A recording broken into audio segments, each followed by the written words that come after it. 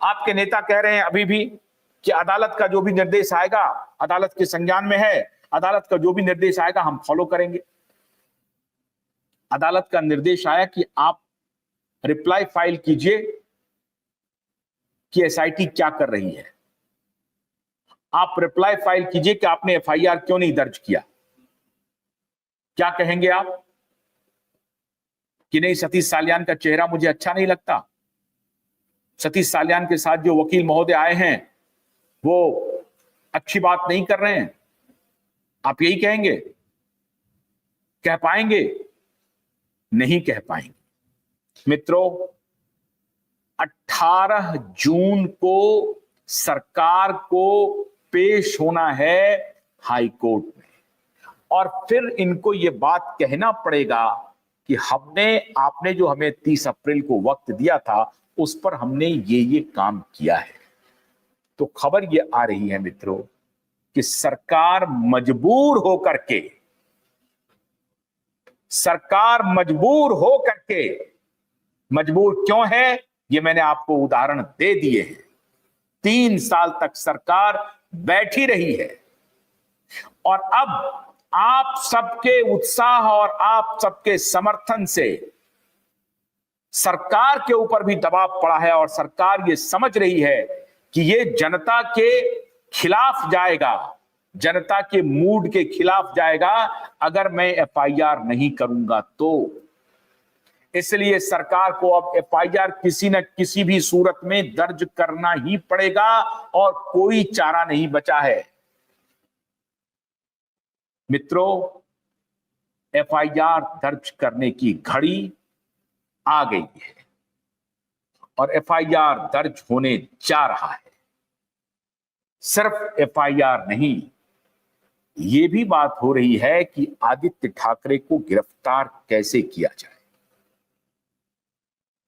उसकी तैयारी भी चल रही है।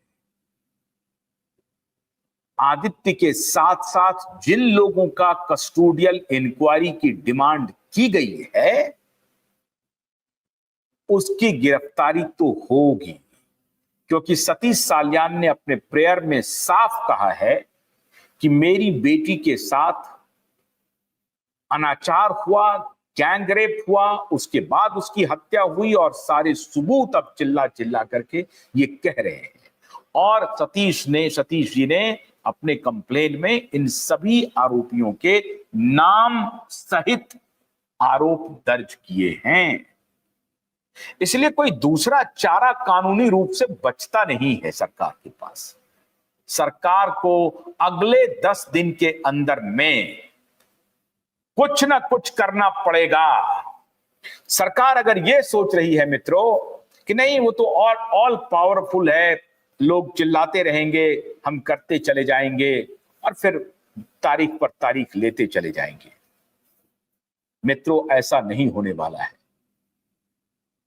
18 जून के पहले इनको कुछ ना कुछ कदम उठाने पड़ेंगे, या नहीं तो इनको 18 जून को बोलना पड़ेगा कि आपने जो भी हमें आदेश दिए हैं उसकी मैं तैयारी कर रहा हूं। 700 पेज का रिप्लाई फाइल करना है मित्रों, 700 पेज का। पसीने छूट रहे हैं, स्वयं होम मिनिस्टर के माननीय फडणवीस जी के भी पसीने छूट रहे हैं कि 700 पेज का रिप्लाई जो हमारा चीफ सेक्रेटरी करने जा रहा है, वो चीफ सेक्रेटरी हर जगह से तथ्य इकट्ठा कर रहा है और उन तथ्यों को कंपाइल कर रहा है और फिर वो उसको कंपाइल करके होम मिनिस्टर को भी दिखाएगा कि साहब ये हम करने जा रहे हैं और इन सवालों पर हम घिर रहे हैं। साफ साफ हम जो एफआईआर नहीं किया है उसका एक्सक्यूज हमारे पास कुछ भी नहीं है। ये चीफ सेक्रेटरी को बोलना पड़ेगा, ये चीफ सेक्रेटरी को बोलना पड़ेगा अपने होम मिनिस्टर को कि हमने ये 700 पेज का जो कंप्लेन है उसका जो हमने रिप्लाई तैयार किया है उसमें कुछ तथ्य, कुछ प्रश्न ऐसे हैं जिसका कोई जवाब मेरे पास नहीं है और कानूनी रूप से कोई जवाब नहीं है। तो विवेक फणसलकर ने तो हमें फंसा दिया, अब हमें तो एफआईआर दर्ज करना ही पड़ेगा और कोई दूसरा चारा नहीं है।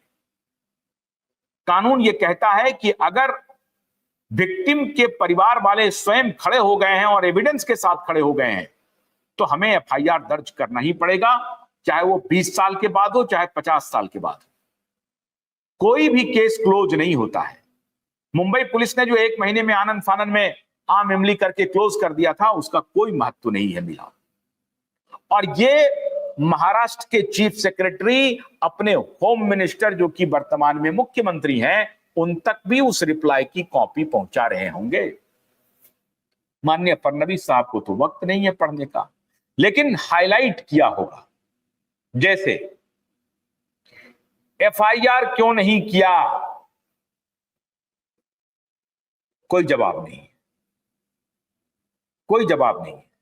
एसआईटी ने 3 साल में क्या किया, कोई जवाब नहीं। एसआईटी ने सीन रिक्रिएशन किया, उसका तथ्य क्या है, उसका सबूत क्या है, कोई जवाब नहीं है। 2022 में एसआईटी का अनाउंसमेंट हुआ, 2023 में ऑफिसर के नाम की घोषणा हुई, क्यों 12 महीने क्यों लग गए, कोई जवाब नहीं।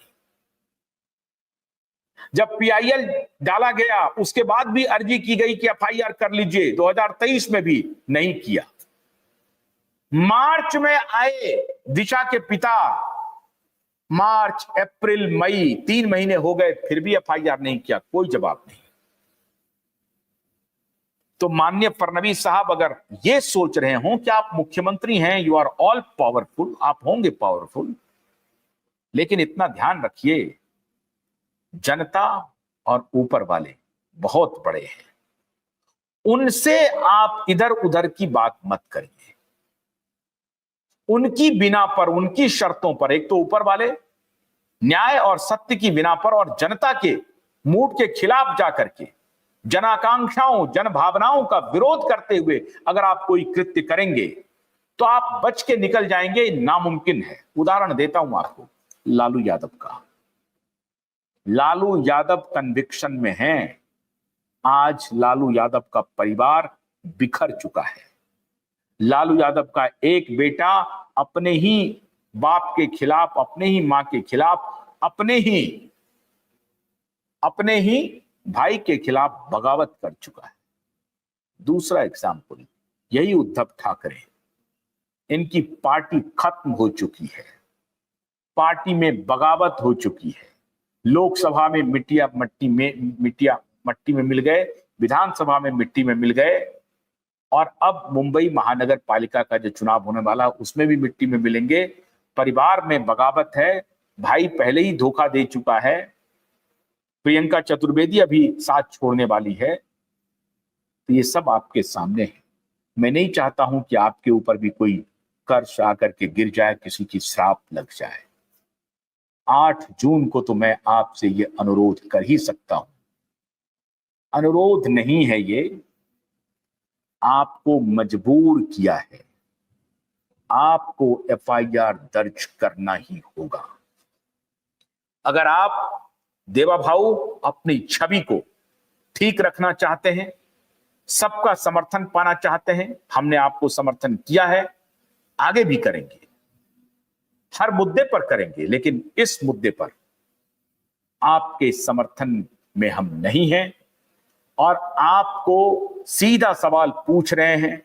आपको आज 8 जून को, अगर आप ये मेरा शो देख रहे हैं, मैं आपसे अनुरोध कर रहा हूं कि आप अविलंब एफआईआर दर्ज करें, आदित्य ठाकरे एंड गैंग को गिरफ्तार करें। आपको डरने की कोई जरूरत नहीं है, ऊपर वाला आपके साथ है, देश की करोड़ों जनता आपके साथ है, क्यूआइब नेटवर्क आपके साथ खड़ा है और तमाम लोग आपके साथ खड़े हैं। आपको डरने की जरूरत नहीं है। इन गुनहगारों के खिलाफ एफआईआर दर्ज कीजिए, अरेस्ट कीजिए, इंक्वायरी शुरू कीजिए। यही सबसे सच्ची श्रद्धांजलि होगी दिशा के परिवार को, सतीश साल्यान को, दिशा की मम्मी को, उनके पिता को, उनके नियर एंड डियर को, उनके दोस्तों को, सबको ये सच्ची श्रद्धांजलि होगी। मैं आपसे दोबारा हाथ जोड़ करके विनती करता हूं, अविलंब एफआईआर दर्ज कीजिए, नहीं तो ये विनती क्रोध में भी तब्दील होगा और आपको एफआईआर करने पर मजबूर कर दूंगा। आपको एफआईआर करना ही पड़ेगा। हमें ये कैंपेन अगले 20 साल तक चलानी पड़ी तो चलाऊंगा, लेकिन आपको एफआईआर करने पर मजबूर करूंगा। 8 जून को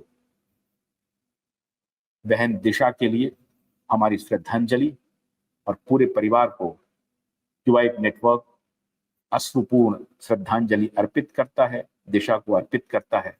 हम उम्मीद करते हैं कि इसी जून महीने में दिशा को न्याय मिलेगा, मिलना शुरू होगा।